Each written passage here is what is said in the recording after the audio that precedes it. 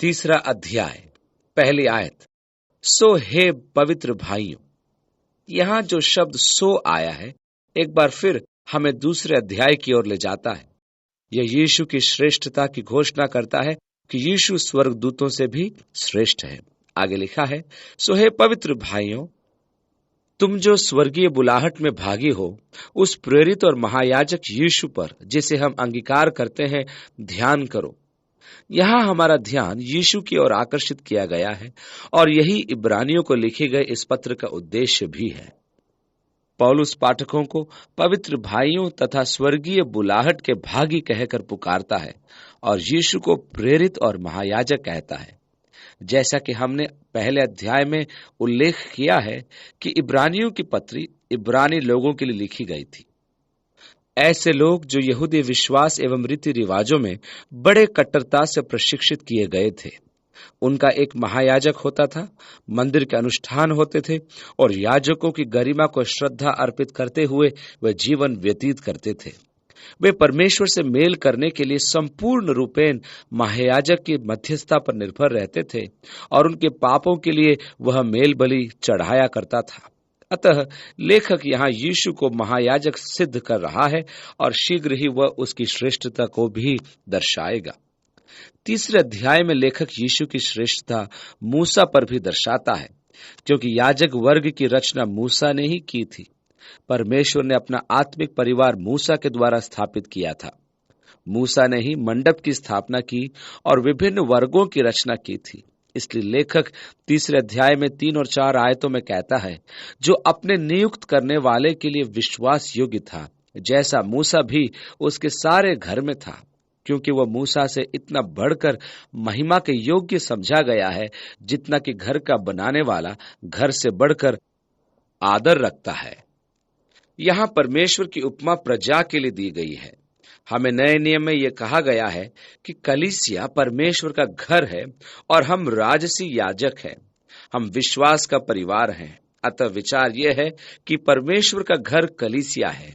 यह परमेश्वर के जन हैं जिनके मध्य परमेश्वर वास करता है। पुराने नियम में इज़राइल परमेश्वर का परिवार था और मंदिर परमेश्वर का घर कहलाता था। जब सुलेमान ने मंदिर बनवाया था तो उसने उसे परमेश्वर का घर कहा था। दूसरे इतिहास के 6 अध्याय की 18वीं आयत में सुलेमान ने कहा, स्वर्ग में वरन सबसे ऊंचे स्वर्ग में भी तू न समाता, फिर मेरे बनाए हुए इस भवन में तू क्यों कर समाएगा। मेरे लिए जो महान बात है वह यह है कि परमेश्वर अपनी प्रजा के मध्य वास करने की अभिलाषा रखता है। वह जो जगत में जहां चाहे वास कर सकता है, क्योंकि संपूर्ण जगत उससे परिपूरित है, परंतु उसकी हार्दिक इच्छा यह है कि वह अपनी प्रजा के मध्य वास करे, जिससे कि हमें उसकी उपासना तथा स्तुति में उसे पुकारने का अवसर प्राप्त हो। यह एक श्रद्धा से पूर्ण सत्य है कि परमेश्वर अपनी प्रजा के मध्य वास करता है। वहां लिखा है, वह जो घर का निर्माण करता है वह घर से बड़ा आदर रखता है। यह तो प्रभु ही था जिसने घर बनाया। इस प्रकार वह घर से बड़े आदर एवं महिमा के योग्य हुआ। और आगे उसी में लिखा है, क्योंकि हर एक घर का कोई ना कोई बनाने वाला होता है। देखिए, कारण एवं परिणाम के पीछे यही विचार है। यदि कारण न हो तो परिणाम नहीं हो सकता। आप किसी इमारत को देखकर उसकी वास्तुकला की प्रशंसा में कहते हैं, मुझे आश्चर्य होता है कि ऐसी इमारत की रचना किसने की। मुझे इसके नक्शे बनाने वाले पर अचंभा होता है। यदि मैं कहूं इस इमारत को किसी ने नहीं बनाया, तो यह अकस्मात ही प्रकट होगा।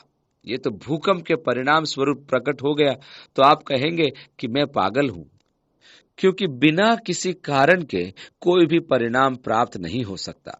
निर्माणकर्ता न होता तो इमारत यहां न होती। यदि आप विकासवाद के सिद्धांत को मानते हैं तो अकस्मात प्रगटीकरण की प्रक्रिया संभव है, नहीं तो नहीं। प्रत्येक इमारत का कोई ना कोई बनाने वाला होता है और सबका रचयिता परमेश्वर है। इसलिए वह जो घर बनाता है वो घर से बड़े ही आदर के योग्य है। 4 आयत और 5वीं आयत में लिखा है, पर जिसने सब कुछ बनाया वो परमेश्वर है।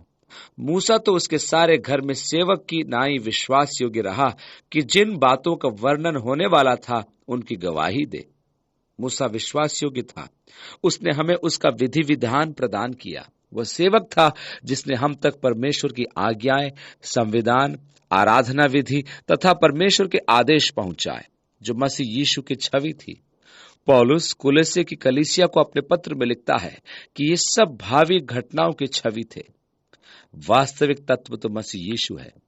यदि हम संविधान में बलियों और आदेशों तथा पाप बलि पर ध्यान दें तो हमें ज्ञात होगा कि ये सब मसीह यीशु की ओर संकेत करते हैं। मूसा के लेखों में भविष्यवाणी थी जो मसीह यीशु में पूर्ण हुई।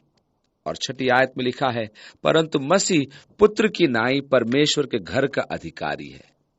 मूसा परमेश्वर के घर में एक विश्वास योग्य सेवक था, परंतु मसीह यीशु पुत्र होने के कारण घर का उत्तराधिकारी है।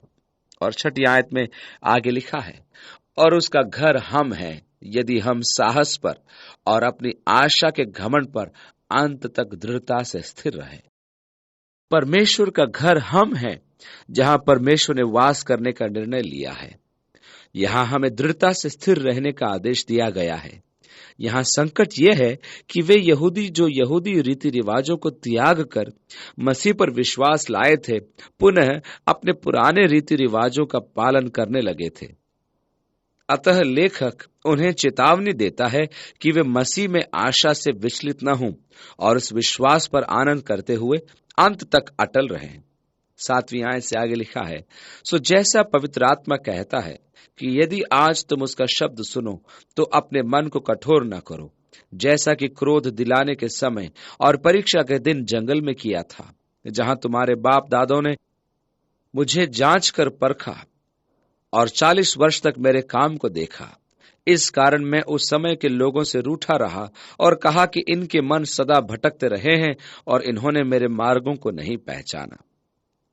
लेखक 3 और 4 अध्याय में इसका संदर्भ 1-2 बार देगा जब वह मूसा पर यीशु की श्रेष्ठता को दर्शाएगा। मूसा घर में एक सेवक था जिसने उस परिवार के सदस्यों को परमेश्वर से अवगत कराया तथा उसकी व्यवस्था उन्हें लाकर दी, परंतु वह उनका मार्गदर्शन नहीं कर पाया। इस्राएल के वंशज रफीदीम के क्षेत्र में पहुंचे तो उन्होंने मूसा के प्रति असंतोष प्रकट करना आरंभ किया कि वह उन्हें नाश करने के लिए लाया है। उचित होता कि वे मिस्र में ही रहते। मूसा 40 वर्ष तक उनकी बुड़बुड़ाहट को सुनकर हताश हो गया। उसने परमेश्वर के समक्ष अपनी मनोव्यथा को रखा और कहा कि वह उनके व्यवहार से अत्यधिक दुखी है। उसका और उनका क्या सरोकार, परंतु परमेश्वर ने कहा कि वे प्यासे हैं, उन्हें पीने के लिए पानी की आवश्यकता थी। अतः वह जाए और उस चट्टान से कहे कि वह पानी उत्पन्न करे। इसलिए मूसा ने वैसा ही किया और वहां से जल की धारा फूट निकली। इस कारण मूसा ने उस स्थान का नाम मस्सा रखा, अर्थात परीक्षा, और मरीबा अर्थात झगड़ा रखा, क्योंकि इज़राइल ने वहां वाद विवाद किया था और यहोवा की परीक्षा यह कहकर की थी कि क्या यहोवा परमेश्वर हमारे बीच में है या नहीं। परमेश्वर ने मूसा को तुरंत बुलाकर यह कहा, क्या मैंने तुझे चट्टान पर प्रहार करने के लिए कहा था? मैंने कहा था कि चट्टान से कह, तू इज़राइल के मध्य मेरा प्रतिनिधि है। वे तुझ में मेरा रूप देखना चाहते हैं, परंतु तूने मुझे अनुचित प्रस्तुत किया है, अतः अब तू प्रतिज्ञा के देश में प्रवेश नहीं करेगा। मूसा की अनेक विनतियों के उपरांत परमेश्वर ने उसे प्रतिज्ञा के प्रदेश में इज़राइल का पथ प्रदर्शन करने नहीं दिया। मूसा का संदर्भ देने में लेखक का उद्देश्य यह है कि मूसा, जिसने व्यवस्था का प्रतिपादन किया था, स्वयं उस देश में प्रवेश नहीं कर पाया। इज़राइल ने परमेश्वर को क्रोध दिलाया। उन्हें होरे पर्वत से प्रतिज्ञा के देश में आने में 40 साल लग गए। उन्होंने उस देश में अपने गुप्तचर भेजे। उनमें से 10 ने आकर अनिष्ट समाचार सुनाया, जिसके कारण इज़राइल में आतंक छा गया और परिणाम स्वरूप अविश्वास उत्पन्न हुआ। उन्होंने कहा, हम उस देश पर आधिपत्य स्थापित नहीं कर पाएंगे। ऐसे अविश्वासी हृदय के कारण परमेश्वर क्रोधित हो गया। उसने कहा कि उन्होंने उस पर विश्वास नहीं रखा, अतः वह पीढ़ी उस प्रतिज्ञा के देश में प्रवेश नहीं कर पाई और भटकती रही। यही कारण है कि लेखक भजन संहिता 85 का संदर्भ देता है, जहां भजन का रचयिता परमेश्वर की भलाई तथा दया का वर्णन करते हुए मरुभूमि में इज़राइल की व्याकुलता का उल्लेख करता है। अपना अपना हृदय ऐसा कठोर मत करो जैसा मरीबा में व मस्सा के दिन जंगल में हुआ था। इस कारण मैंने क्रोध में आकर शपथ खाई कि ये मेरे विश्राम स्थल में कभी प्रवेश न कर पाएंगे। 3 अध्याय की 12वीं आयत में लिखा है, हे भाइयों, चौकस रहो कि तुम में ऐसा और अविश्वासी मन न हो जो जीवित परमेश्वर से दूर हट जाए। इज़राइल को परमेश्वर ने मिस्र से निकालकर मुक्त किया था। वे मिस्र के दासत्व से मुक्त किए गए थे। यहां विवाद फंदे से मुक्ति का नहीं, परंतु उस परिपूर्णता में था जो परमेश्वर ने उनके लिए नियत किया था। आज बहुत से लोग हैं जिन्हें पापों के आधिपत्य से मुक्ति प्राप्त हो गई है, परंतु उन्हें परमेश्वर की शांति प्राप्त नहीं हुई है, यद्यपि वे अंधकार की गर्त से मुक्त कराए गए हैं। इसका कारण यह है कि उन्होंने उस विश्राम में प्रवेश नहीं किया है। परमेश्वर की प्रतिज्ञा के अनुसार आत्मा का परिपूर्ण जीवन हमें दिया गया है। उनका मसीही अनुभव इज़राइल के मरुस्थल के अनुभव की भांति है। वे परमेश्वर की सच्ची संगति के आनंद से वंचित मरुस्थल में भटकते रहते हैं। यह एक प्रकार की सतत परीक्षा है। परमेश्वर चाहता है कि प्रत्येक मनुष्य आत्मा के जीवन की परिपूर्णता में प्रवेश करे और अपने जीवन में परमेश्वर की आत्मा के जय को पहचाने। यही कारण था कि वे 40 वर्ष तक भटकते रहे। यह एक सदाकालीन उदाहरण ठहरा कि हम अपने अविश्वास के कारण परमेश्वर की प्रतिज्ञाओं को प्राप्त करने में विफल रहे हैं।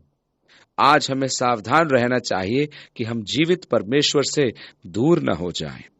13वीं आयत में आगे लिखा है, वरन जिस दिन तक आज का दिन कहा जाता है, हर दिन एक दूसरे को समझाते रहो, ऐसा न हो कि तुम में से कोई जन पाप के छल में आकर कठोर हो जाए, क्योंकि हम मसीह के भागी हुए हैं, यदि हम अपने प्रथम भरोसे पर अंत तक दृढ़ता से स्थिर रहें।